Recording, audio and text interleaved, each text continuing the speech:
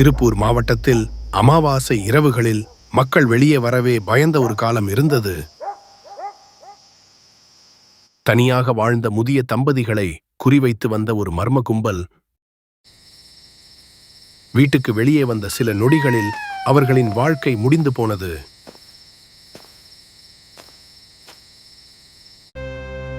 பல நாட்கள் உண்மையான குற்றவாளிகளை கண்டுபிடிக்க முடியாமல் மக்கள் பயத்தில் வாழ்ந்தனர். இது ஒரு சாதாரண கொள்ளை இல்லை, திருப்பூரை நடுங்க வைத்த உண்மை சம்பவம்.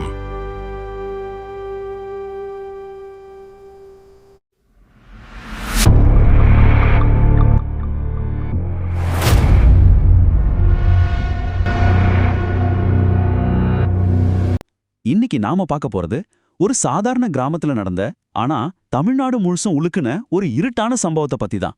பல்லடம், ஈரோடு இந்த ஊர்கள்ல நடந்த பயங்கரமான தொடர் கொலைகள் எப்படி மக்களை தூங்க விடாம பண்ணுச்சு, போலீஸுக்கே எப்படி ஒரு பெரிய சவாலா மாறுச்சுன்னு நாம இந்த பகுப்பாய்வுல ரொம்ப தெளிவா பார்க்க போறோம்.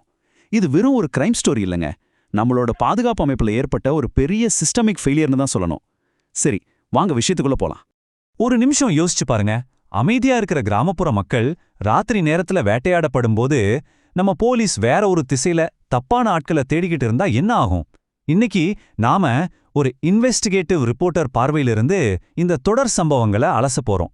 எங்க தப்பு நடந்துச்சு, ஏன் இவ்வளோ உயிர்கள் பலியாச்சுன்னு கண்டுபிடிக்க போறோம். முதல்ல இந்த தேதியை கவனிங்க. நவம்பர் 29, 2024 திருப்பூர் மாவட்டம் பல்லடம் பக்கத்துல இருக்கிற ஒரு ரொம்ப அமைதியான தென்னந்தோப்பு. அன்னிக்கு காலையில முடிவெட்டுறதுக்காக அங்க வர்ற ஒரு நபர் கொஞ்சம் கூட எதிர்பார்க்காத ஒரு கொடூரமான காட்சியை பார்க்கறாரு. 76 வயசான தெய்வ சிகாமணி ரத்த வெள்ளத்துல உயிருக்கு போராடிக்கிட்டு இருக்காரு. உள்ள போய் பார்த்தா அவரோட 70 வயசு மனைவி அலமேலு, அப்புறம் 48 வயசான அவங்க பையன் செந்தில்குமார் 2 பேரும் கொடூரமா தாக்கப்பட்டு இறந்து கிடக்குறாங்க. நினைச்சு பார்க்கவே அவ்வளோ பதட்டமா இருக்குல்ல. கொலையாளிகளை கண்டுபிடிங்க, இது ஏதோ செய்தியில கடந்து போற சாதாரண வார்த்தைகள் அல்ல. இறந்து போன செந்தில்குமாரோட மனைவி கண்ணீரோட வச்ச ஒரு கதறல் இது. ஒரு குடும்பமே ஒட்டுமொத்தமா அழிஞ்சு போகும்போது அந்த குடும்பத்தோட வலி, அவங்களோட கண்ணீர், நீதிக்கான அவங்களோட போராட்டம், இதெல்லாம் நம்ம கண்டிப்பா உணர்ந்து பார்க்கணும். இதே அந்த அதிகார அமைப்புக்கு வைக்கப்பட்ட ஒரு மிகப்பெரிய கேள்விக்குறி. ஆனா இந்த சம்பவத்துக்கு அப்புறம் என்ன நடந்துச்சு தெரியுமா? முதல் 100 நாட்கள் இந்த கேஸ்ல ஒரு சின்ன முன்னேற்றம் கூட இல்ல. நம்ம சிஸ்டம் எவ்வளோ மெதுவா வேலை செஞ்சதுன்னு இது காட்டுது. கேஸ் கொஞ்சம் கூட நகரவே இல்ல. போலீஸ் மேல கடுமையான பிரஷர் இருந்ததால தோப்புல வேலை செஞ்ச அப்பாவி தொழிலாளர்களை போலீஸ் சித்திரவதை செஞ்சதா ரொம்ப கடுமையான குற்றச்சாட்டுகள் எழுந்தது. அவங்க கலெக்டர் ஆபீஸ்ல போய் போராட்டமே பண்ணாங்க. கடைசியா கேஸ் சிபிசிஐடிக்கு மாறுச்சு. ஆனாலும் எந்த க்ளூவும் கிடைக்கல. அப்படியே ஒரு பெரிய தேக்க நிலை. இப்படி எந்த ஒரு க்ளூவும் இல்லாம கேஸ் தேங்கி நிக்கும்போதுதான் மே 1, 2025 ஈரோடு சிவகிரியில இன்னொரு பெரிய அதிர்ச்சி காத்திருந்துச்சு. கவிசங்கர் அப்படிங்கிறவரு தன்னோட அப்பா அம்மாவுக்கு தொடர்ந்து ஃபோன் பண்ணியும் யாரும் எடுக்கல. என்னன்னு பாக்குறதுக்காக ஊர்ல இருக்கிற சொந்தக்காரங்களை வீட்டுக்கு போக சொல்றாரு. அங்க 75 வயசான ராமசாமி, 65 வயசான பாக்யம் 2 பேரும் கொலை செய்யப்பட்டு சுமார் 50 மணி நேரம் கழிச்சு அழுகிய நிலையில வீட்டுல கிடக்குறாங்க. இது போலீஸுக்கும் மக்களுக்கும் திரும்பவும் மிகப்பெரிய பதற்றத்தை கொடுத்துச்சு. இப்போ நாமளே ஒரு டிடெக்டிவ் மாதிரி யோசிப்போம். பல்லடம் கேஸ், அப்புறம் ஈரோடு கேஸ், இந்த ரெண்டுக்கும் இருக்கிற ஒற்றுமைகளை கவனிங்க. இவங்களோட செயல்படும் விதம் எவ்வளோ அக்யூரேட்டா இருக்கு தெரியுமா? ரெண்டுமே ஊருக்கு ஒதுக்குப்புறமா தனியா வாழ்ந்த முதியவர்களை தான் டார்கெட் பண்ணிருக்கு. ரெண்டுமே அமாவாசை இருட்டுல நடந்திருக்கு. ரெண்டுக்குமே சில நாட்களுக்கு முன்னாடி வீட்ல இருந்த நாயே விஷம் வச்சு கொல்லப்பட்டிருக்கு. அது மட்டும் இல்லாம ரெண்டுலேயுமே அவங்க ஆயுதமும் கொண்டு வரல, அங்க இருந்த மண்வெட்டி கைப்பிடியால தான் தாக்கியிருக்காங்க. இவ்ளோ தெளிவான பேட்டர்ன் இருந்தோம் இதை சிஸ்டம் ஆரம்பத்திலே கனெக்ட் பண்ண தவறிடுச்சு. இங்க நீங்க கவனிக்க வேண்டிய ரொம்ப முக்கியமான பயங்கரமான பாயிண்ட் ஒன்னு இருக்கு. இந்த கொலைக்காரர்கள் இரவோட இரவா வந்து கதவை உடைக்கல. அதுதான் இங்க ரொம்ப திக்கான விஷயம். இரவெல்லாம் இருட்டுல வீட்டுக்கு வெளியவே பதுங்கி காத்துக்கிட்டு இருந்திருக்காங்க. விடிஞ்சதும் வீட்டுல இருக்கிறவங்க பாத்ரூம் போறக்காக வெளியே வரும்போது அவங்கள கொடூரமா தாக்கி கொன்னுட்டு அப்படியே அவங்க திறந்து வச்ச கதவு வழியா ஈஸியா உள்ள போயிருக்காங்க. இப்படி எந்த ஆதாரமும் இல்லாம இருட்டுல தவிச்ச போலீஸுக்கே ஒரு வழியா ஒரு சின்ன வெளிச்சம் கிடைச்சது. நேரடி மெயின் ரோட்ல இருந்த எந்த சிசிடிவியும் அவங்களுக்கு உதவல. ஆனா கீழ்பவானி வாய்க்கால் பாதையை சுத்தி தேடும்போது ஒரு பஜாஜ் பிளாட்டினா பைக்கோட ஹெட்லைட் சிசிடிவில சிக்குது. மெயின் ரோட்டை தவிர்த்துட்டு இந்த திருட்டு கும்பல் எப்படி யாருக்கும் தெரியாம மறைஞ்ச வெளியில போனாங்க அப்படிங்கறத இந்த ஒரே ஒரு சிசிடிவி ஃபுட்டேஜ் தான் உடைச்சு காட்டுச்சு. இது ஒரு மிகப்பெரிய பிரேக் த்ரூன்னு சொல்லலாம். இந்த பைக்கை வச்சு தேடும்போதுதான் அச்சியப்பன் அப்படிங்கிற மையப்புள்ளி போலீஸ் வலையில மாட்டுறாரு. இந்த அச்சியப்பன் யாருன்னா, அந்த ஏரியாவுல தென்னமரம் ஏறுறவரு, அப்படியே ஒரு மேரேஜ் புரோக்கர். இந்த புரோக்கர் வேலை பார்க்கறதால எந்த வீட்ல யார் தனியா இருக்காங்க, அவங்க கிட்ட எவ்வளோ சொத்து இருக்குங்கிற எல்லா தகவலும் இவருக்கு ரொம்ப ஈஸியா கிடைச்சிருக்கு. தன்னோட பகல் நேர வேலையை பயன்படுத்தி யாருக்கும் சந்தேகம் வராதபடி நோட்டமிட்டு ராத்திரியில இந்த கொடூரங்களை தன்னோட கூட்டாளிகளோட சேர்ந்து செஞ்சிருக்காரு. 19. இந்த நம்பரை கேட்கும்போதே ஷாக்கா இருக்குல்ல? இந்த கும்பல் கிட்ட விசாரிச்சப்போ போலீஸையே உரைய வைக்கிற பல உண்மைகள் வெளியாச்சு. 2017 இருந்து இதே மாதிரி பேட்டர்ன்ல கிட்டத்தட்ட 19 கொலைகளை செஞ்சிருக்கலாம்னு அவங்க ஒப்புக்கிட்டதா சோர்ஸ்கள் சொல்லுது.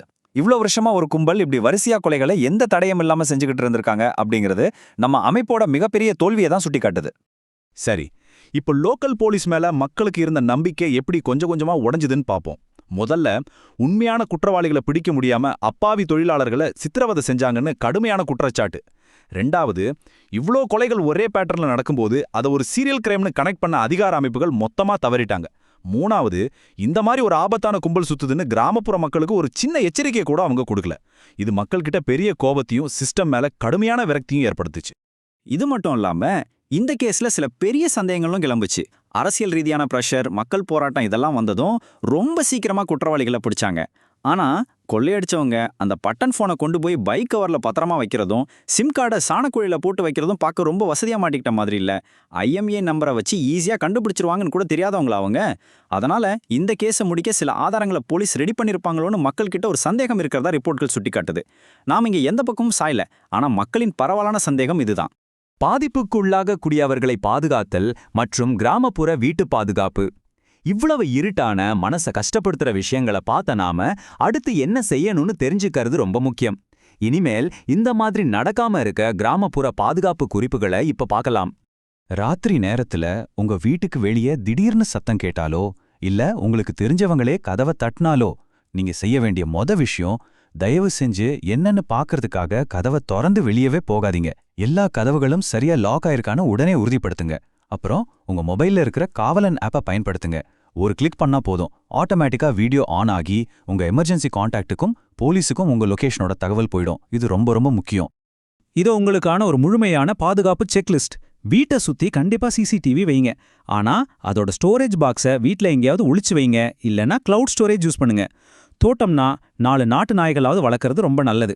இதெல்லாத்தையும் விட மிக முக்கியமானது, வீட்டுக்குள்ளேயே அட்டாச்டு பாத்ரூம் கட்டுங்க. ஏன்னா இந்த கொலையாளிகள் மக்கள் பாத்ரூம் போறதுக்காக வெளியே வர்ற வரைக்கும் தான் இருட்டில் காத்துக்கிட்டு இருந்திருக்காங்கன்னு நம்ம பார்த்தோம். அப்புறம் கதவை திறந்தா சத்தம் வர மோஷன் சென்சார் அலாரங்களை வைங்க. உங்க சொத்து விவரங்களை எந்த காரணத்துக்காகவும் வெளியாட்களிடம் பகிர்ந்துக்காதீங்க. கடைசியா உங்களை ஆழமா யோசிக்க வைக்கிற ஒரு கேள்வி இது. ஒருவேளை ஆரம்பத்திலே நம்ம சிஸ்டம் இந்த சீனியல் கொலைகளோட பேட்டர்னை சரியா கண்டுபிடிச்சு மக்களுக்கு ஒரு தெளிவான எச்சரிக்கை கொடுத்திருந்தா எத்தனை அப்பாவி உயிர்களை நம்ம காப்பாத்திருக்க முடியும்? இந்த அமைப்போட தோல்வியால நம்ம கொடுத்த வேலை ரொம்ப பெருசு. இந்த சம்பவங்கள் நமக்கு கத்துக் கொடுத்த பாடங்களை நம்ம என்னைக்குமே மறக்கக்கூடாது. பாதுகாப்பா இருப்போம், விழிப்புணர்வோட இருப்போம். இந்த பகுப்பாய்வு உங்களுக்கு ரொம்ப பயனுள்ளதா இருந்திருக்கும்னு நம்புறேன். சிந்திப்போம்.